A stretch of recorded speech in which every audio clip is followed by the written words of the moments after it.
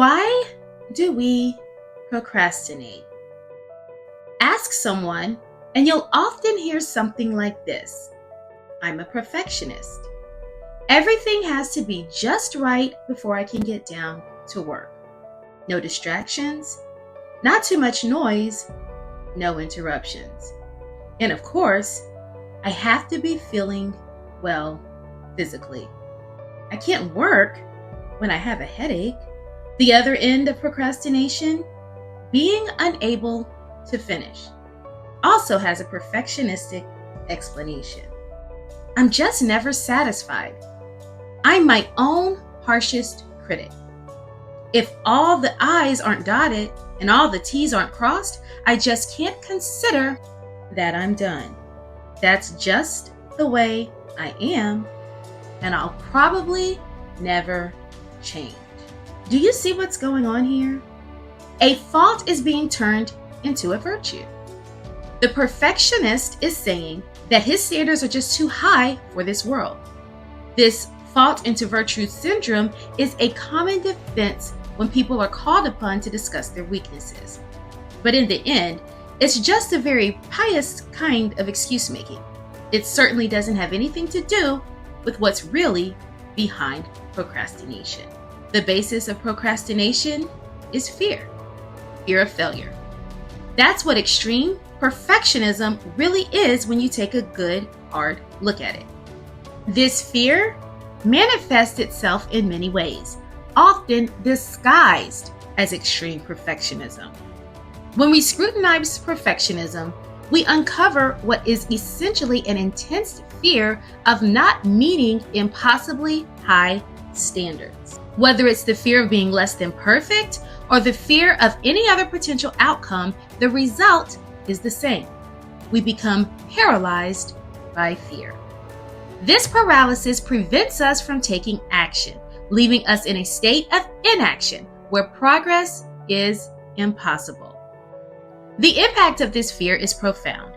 Whether it prevents us from starting a task or from finishing one, in both scenarios, we find ourselves stuck, unable to move forward.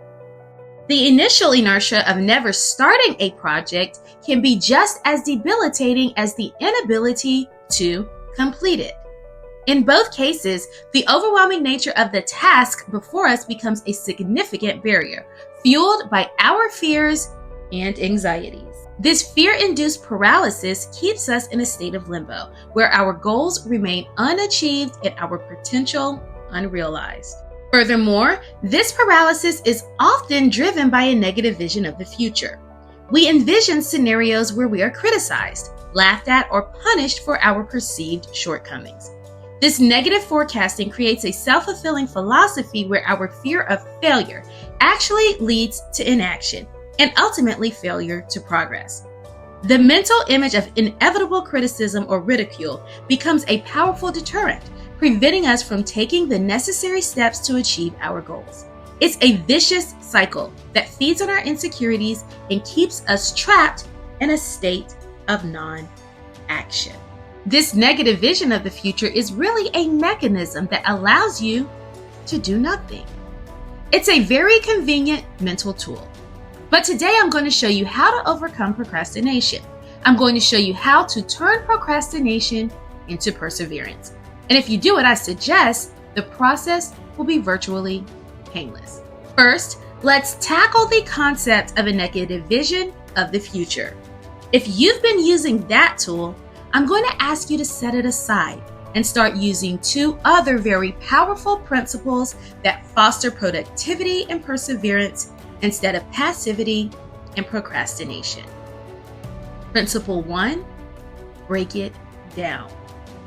No matter what you're trying to accomplish, whether it's writing a book, climbing a mountain, or painting a house, the key to achievement is your ability to break down the path into manageable pieces and knock them off one at a time. Focus on accomplishing what's right in front of you at this moment and ignore what's off in the distance. Let's put this into practice. If I were to ask you if you could write a 400-page novel, most people would say, that's impossible. A picture appears in your mind of a big, Fat book lying on a coffee table, hundreds of pages covered with words. You see that someone must have written it, but that person surely wasn't you. Now suppose I ask if you can write a page and a quarter each day for 1 year. This task starts to seem more manageable. We're breaking down the 400-page book into bite-sized pieces. But even so, looking ahead 1 whole year can be intimidating. So let's break it down even further. Suppose I ask if you can fill up a page and a half with words, not for a year, not for a month, not even for a week, but just today. Don't look any further than that. Most people would confidently declare they can accomplish that. And if I said the same thing tomorrow, if I told them not to look back or ahead, but just to fill up a page today, they could do it again. 1 day at a time. You've heard that phrase before. That's what we're doing here. Breaking the time required for a major task into 1-day segments and breaking the work involved down into manageable pieces. Keep this up for a year and you'll write that book. Discipline yourself to look neither forward nor backward, and you can accomplish things you never thought possible. Break it down. Principle 2, write it down. My second technique for defeating procrastination is also 3 words long. Write it down.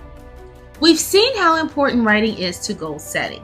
The writing you'll do for beating procrastination is very similar, but instead of focusing on the future, you're now going to be writing about the present, just as you experience it every day. Instead of describing the things you want to do or the places you want to go, you're going to describe what you actually do with your time and keep a written record of the places you actually go. You're going to keep a diary of your activity. You'll be amazed by the distractions, detours, and downright waste of time that you come up with during the course of the day. All of these get in the way of achieving your goals. The great thing about keeping a time diary is that it brings all this out in the open. It forces you to see what you're actually doing and what you're not doing. The time diary doesn't have to be anything elaborate. Just buy a spiral notebook that you can easily carry in your pocket. When you go to lunch, drive across town, go to the dry cleaners, or spend time at the coffee machine, make a quick note of the time you began the activity and the time it ended.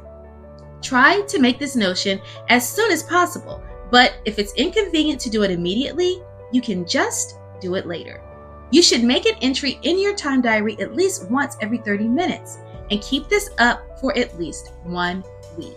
What else do you have to do to gain the benefits of this extremely powerful, productive technique?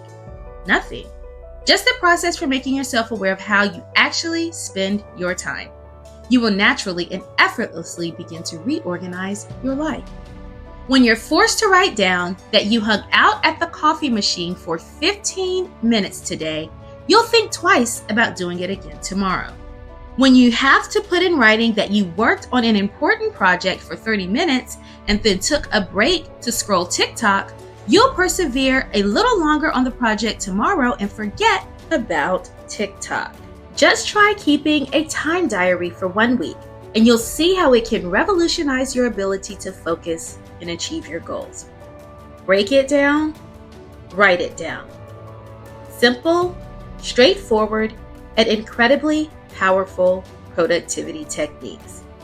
This is how you put an end to procrastination. Peace and blessings, Dr. O.